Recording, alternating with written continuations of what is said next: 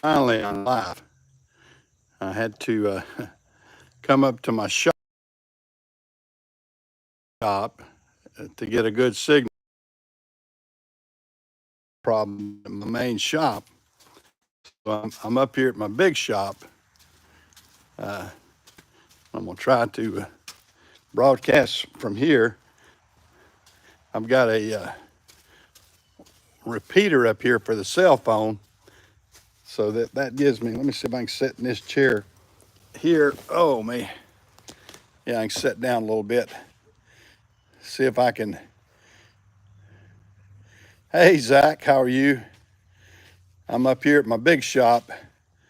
One up, the one I worked on the trucks with and everything. The other big shop. This one's got a good high ceiling, and and this is a steel building here. It's 60 by 120 or something like that. But this is my big shop. I don't. Hey, Joey. Yeah, I'm late.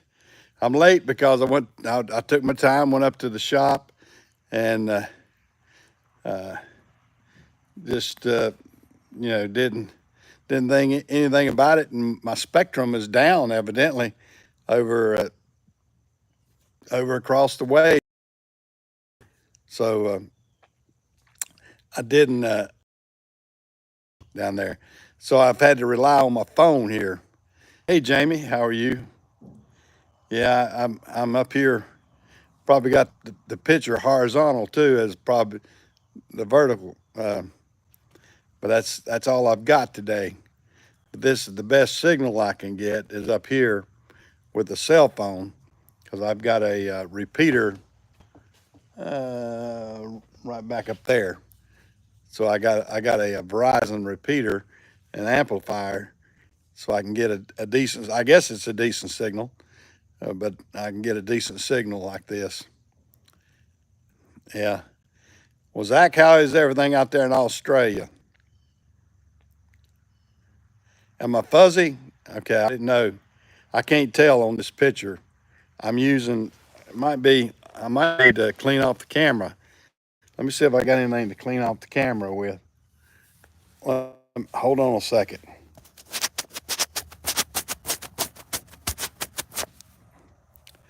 Is that any better? I tried the camera. I mean, I just grabbed my phone and went with it. Yeah. Is the picture okay?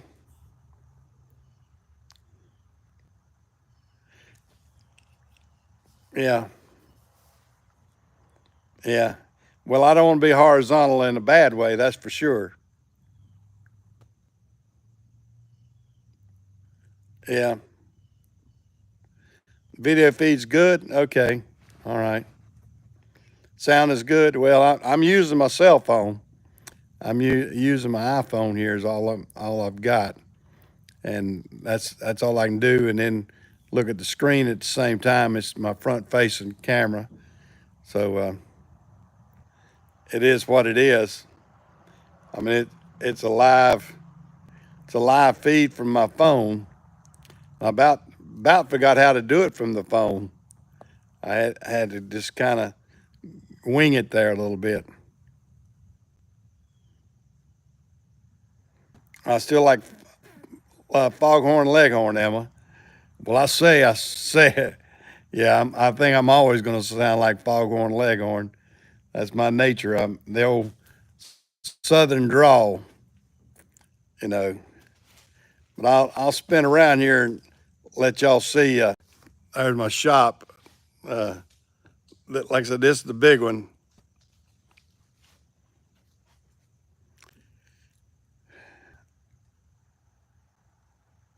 Oh, the video's clear now. Good. Oh, Trump's, well, he cleaned up D.C., which upset the Democrats. Uh, the Democrats can't understand that he's doing what the people voted him in for. He's cleaning up America. He's getting rid of the violent illegals that we've got in the U.S. He's arrested a ton of people and shipping them back overseas, send them back where they came from or wherever. And then now he's going into he went into D.C. and they were having murders every other day up there, and they had no murders or anything at all this week. And they made like 800 arrests or something like that. Cleaned up, uh, they got the criminals on the run, and so that's the way he's been busy, Zach. Yeah, so he's been doing good. He's been doing good work. But we still got these crazy Democrats and woke people that try to ruin America. The latest thing is what Cracker Barrel, a good Southern institution that was based in Nashville, Tennessee. Of course, it's gotten bought out by all these big corporations and uh, uh, Blackstone, or what is that one? All these big entities, and they've tried to wokeify it.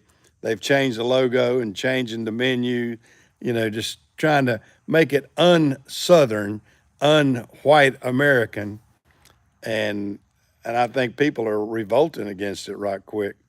I mean, they should, because it's stupid.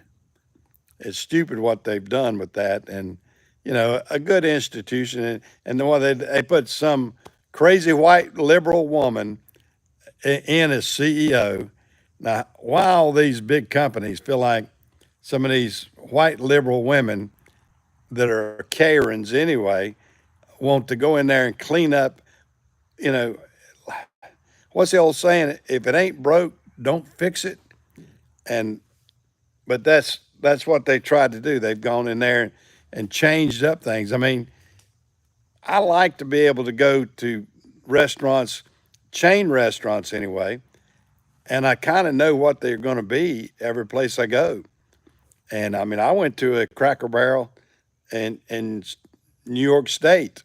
I went up there when I was up in New York a few years ago. We had a hotel. Somebody must be coming. Or is that your nose? I can't remember which one it is, ear or nose, one or the other. But I went to a Cracker Barrel uh, up there, and it was exactly like it is down here. And my daughter and I, we were able to get some side orders. We actually, our hotel was right beside it. It shared a parking lot even. So we just walked across there and were able to get some stuff real easy. I mean, well, I tell you what it was, and Joy remembers it. We had that uh, Italian meal, and we took uh, carry out boxes after the meal because I had so much and everything. And my daughter and I, we ate off that maybe about 2 meals after that, and we were able to go down to Cracker Barrel right beside it and get some sides, get some biscuits and some others. Some I forgot what we got to go along with our meal. And gosh, it was great. They got some salads, I think, and so I was able to make a couple of meals out of one big meal that we had up there at the Italian restaurant.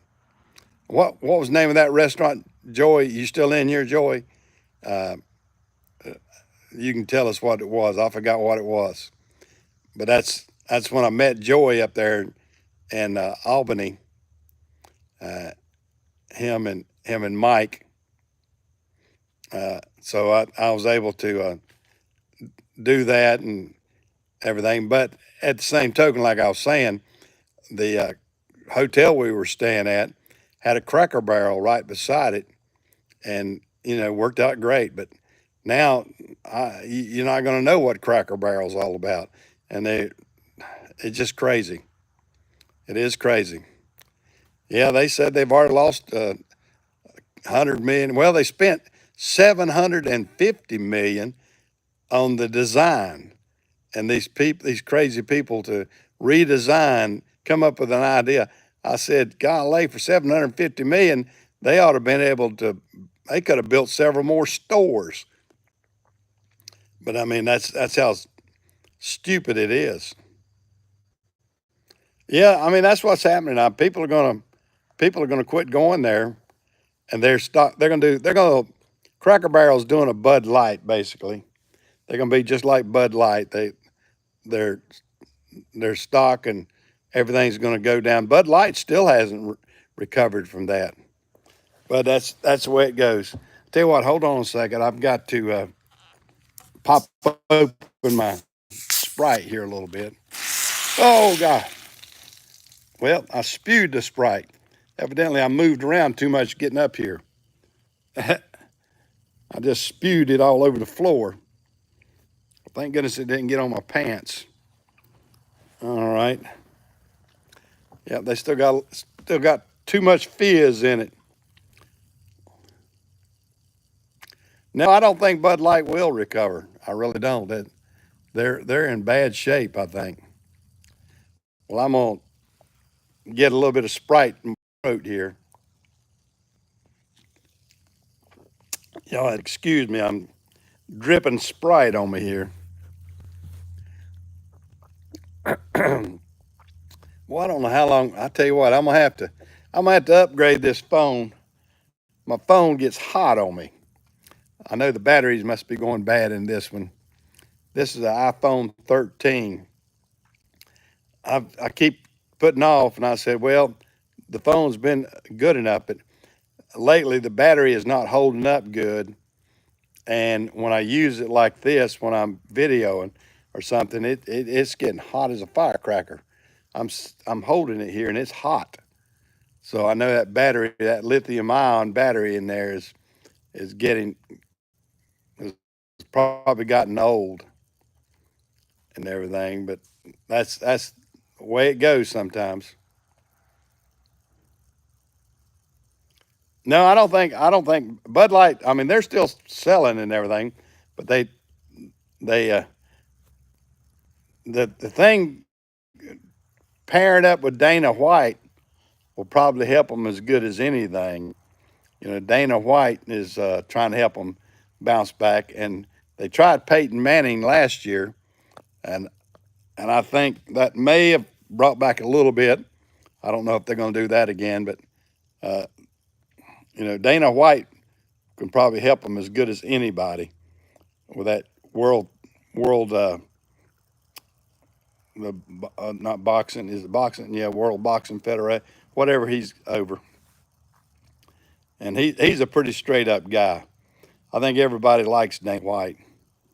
I mean, he's not he didn't take any crap off anybody, and he's a good friend with President Trump, and he backed President Trump. So I think they see that you're going to need Trumpers back in there. All these corporations that have tried to alienate Trump or not side with Trump and that kind of stuff, they're seeing right quick that that's their base. I mean, you figure if you want to alienate 80 or 90 million people in the United States, I tell you that's a strong contention of people there, and actually it's probably more than that now. I mean, I think Trump's more popular. I mean, the Democrats, the liberal media keeps saying, "Oh yeah, he's losing popularity. He's losing this." I don't think he's losing anything. I think their polling is biased, and I think that they're wanting him to lose, and they're wanting him to lose his base. But I think he's getting stronger, in my opinion. I mean, you look at people, you look at these black communities that were the actual community people, not the talking heads, not the ones that want to run their mouth off like they're a hood rat, but look at the actual people in there where he's cleaned up these communities, and they are appreciating the fact that they can walk the streets a little bit more. I mean, you've let all these thugs, these little young thugs, control your city, and then you have the mayors and the city council and all that won't do anything. They'll let them right back out. I know it. The Democrat audience is getting smaller and smaller, and they keep trying to run Trump down. I mean, that's their whole thing. They think if they run Trump down enough, that they'll be more popular. And it doesn't make them more popular. It makes, in my opinion, I think it makes them less popular. But that's the way they're doing things. Is everything sounding okay and looking okay, guys? I mean, I'm trying to put on something here. Sorry I'm late, but it's the best I can do this morning. At least I do have a signal up here. And like I said, I'm working off my phone signal, and my if I use this phone at my house, my signal is not as good. But I knew if I came up to the shop, the big shop, that years ago I put this amplifier in here, and it does a pretty good job of amplifying the signal from Verizon. So I can do pretty good up here. Well, good, good. I'm trying to do the best I can. Like I said, I'm straight up and down instead of a full screen. Yeah, yeah, I saw that. The Al Green. Uh, Al Green's gonna have to go sing another tune, isn't he? Yeah, different Al Green, but I'm glad that Al Green's out of the picture too. He won't be able to hold his cane up. Yeah, I hope him and Crockett both are out. Yep, I hope they redistrict both of them right out of existence. And all these people saying, "Oh, they're gerrymandering." Well, that gum, California, Illinois, Maine, all those. I mean, Jamie knows firsthand about gerrymandering and everything. Look what happened up there where you were at, Jamie. I mean, does Massachusetts have anybody that's Republican up there? Not hardly any. I mean, that not as far as I don't think y'all got a senator. Have y'all got a senator that's a Republican at all? I know that one lady is up there in Maine, but Bernie Sanders up there in Vermont and all that. I mean, all these places like that, they have gerrymandered every Republican out of their situation up there, and then they want to complain about the Republicans are gerrymandering. Well, the Democrats, they specialized in it. Now, if Zach's still in here, he probably doesn't. I don't know if he understands what we're talking about gerrymandering. That's when they redraw these districts so they can capitalize on the majority of people in there. In other words, if they see that this area is going to be too many Democrats in it, they can split it apart and give part of it to another county that balances it out. And these Democrats are going crazy on that because they had a lot of these places in these big cities that have clusters of like all Democrat or a majority. I mean, you get some of these areas that are predominantly black, and unfortunately, the black race in the United States is predominantly Democrat. Don't know why. I don't understand it, and they it's sort of crazy how they got to be the predominant party for the blacks, and they used to be more Republican than Democrat, and Democrats are the ones that started the KKK. Democrats are the ones that started Jim Crow. Everything like that was a Democratic situation, but yet the blacks of America tend to be 80% Democrat, 80 to 90% in places, and it's a given that if you've got a majority black district, well, that's going to be a Democratic district. So what they've done is gone in and split that apart and said we're going to take parts of this district and parts of this district, and we're going to balance it out where it's 50, at least 50-50, and and that way to give equal representation. Yeah, Chicago and L.A. They're the worst. They're the worst on that gerrymandering, and California, Illinois, like I said, it was Massachusetts. Uh, excuse me, I had to cough there.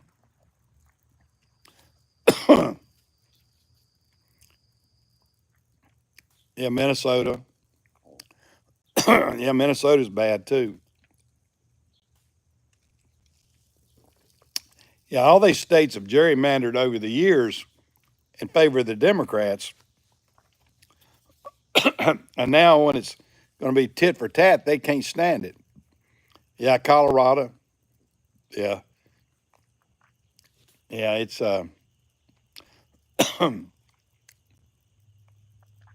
it is what it is.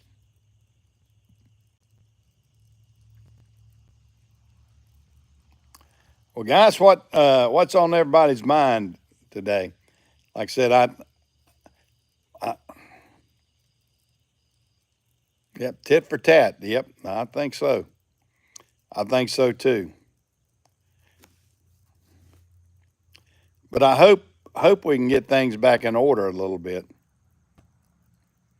Yeah, Susan Collins. That's one I was thinking about a while ago, Jamie. Yeah, she's definitely a rhino. She has voted with the Democrats almost as much as the Democrats, and yeah, she's very rhino. Yeah. Well, the cars are coming along pretty good. Jim was on vacation last week when I did the video last week. I didn't even I thought he was going on vacation this coming week, but I called him Monday morning. I said, "Well," I was asking him, I said, "Well, are you at the shop?" He said, "No, I'm in New York." So he had flown to New York. His wife his wife's from New York, and she had to go up there and take care of some business. Her father passed away a year or so ago, uh, and she had to go up there and take care of some business uh, and that sort of stuff. Oh, you've been watching offshore drill rig shows? I hadn't seen any of those. I'm probably not as interested in as those, I guess. Yeah, yeah. I just try to do my thing. Like I said, I've got that 56 T-bird that we're going to work on. I was able to get the parts in. Uh, so it's probably good that Jim took off last week because I ordered a new radiator, a new aluminum radiator, and a new electric fan, a new thermostat, and a new water pump for the T-bird. What I'm going to do is clean up the uh, cooling system on those things because I want to put AC on it. And everything I've read, and even this one, when I bought it, I knew that it was, you idle it and it kind of heats up a little bit. And I go back on the forums and everything about the 56 T-birds, and they're notorious for that because of the way they were designed. There's not a lot of air that can go across that grill because the grill's so small in the front. So what I'm decided to do is not worry about that and go ahead and put electric fans on it and uh, try to alleviate the issues right there. So I've done that, and well, I've got the parts. So Jim and I, mainly Jim, will be putting on the new electric fan, new aluminum radiator, new water pump, and those sort of things, and new thermostat. Make sure we got everything in order there, and make sure that we got it cooling real good.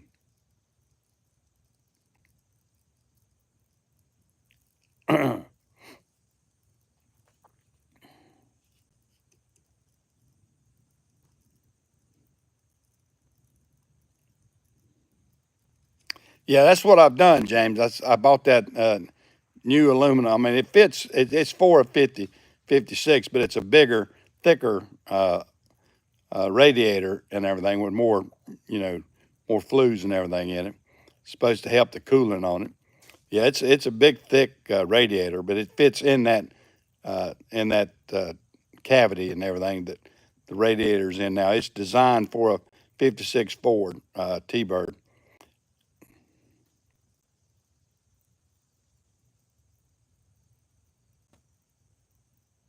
Yeah, but you know that's what you want is good cooling and everything because it is a small car. I mean it was really small, I guess, for its day and time. It doesn't look that small in comparison today. Uh, I mean, it's still compact in a certain way, and it's got a big, pretty good sized motor in it. And then after I get that done, I'm gonna work on the carburetors and everything. I'm gonna change it over to electronic fuel injection. I checked to see what it costs just to put a new Holly, and I'm gonna have to change intakes anyway. So if I'm gonna have to change intakes, I might as well go ahead and get the electronic fuel injection. It's at my other shop. I'm at the big shop today, James. I'm at I got two shops right across the road from each other. Uh, my big shop, well, of course, it's a private road. It's not a major highway. We got a access road that goes down, and there's a rest home over there at off the highway. Another building up front. Then I have three buildings down here at the back of the road, at the bottom of the road. Yeah, well, I got it in last week's video. Go on last week's video. It's a 56 T-Bird. You'll see it in the background in last week's video. So if you go back and review last week's video, you'll see the T-Bird. It's a nice one. It's really slick. Got a great paint job on it. The body's on it's good. It's a South Carolina car, so it wasn't exposed to rust or anything like so many cars are. Uh, Especially, I mean, if you get something up above Virginia on up, you're going to be subjected to things that have you know rust on it and everything. So I didn't I didn't have that issue, and that's a good thing. I mean, it's definitely a good clean car. So I'm happy with that. I really am. Yeah, go check it out. Hey, Renegade. Yeah, this is my big shop here. I can give y'all a shop tour, I guess, because this one, nobody works out of this one. Jim likes working out of the small one, so we I'll give y'all a bird's eye view of this one a little bit. This is where I keep the majority of my cars, though. I will show you that. I've got 4 cars up here.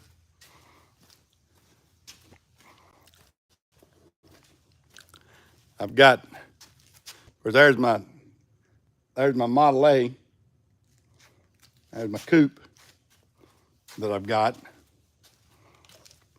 and you can see it.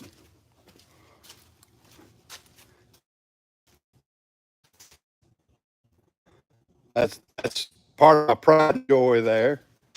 Here's my Mustang, and that's the same color as our T-Bird. Our new T-Bird is the same color. But this is my Mustang. I'll get in here and sit down. Of course, we got a Jaguar back here, Jaguar convertible, and another Mustang convertible. So you can see those. But I can set in my little Mustang here. Oh, me. Let me get comfortable in it. So now I'm sitting in my Mustang, enjoying this part of the shop.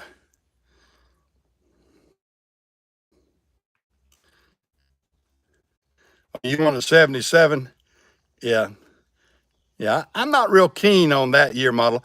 My brother-in-law and sister-in-law she had a 70 it's either a 76 or a 77 T-Bird. Had the T-top and everything. It was pretty for its age, time, age, and everything.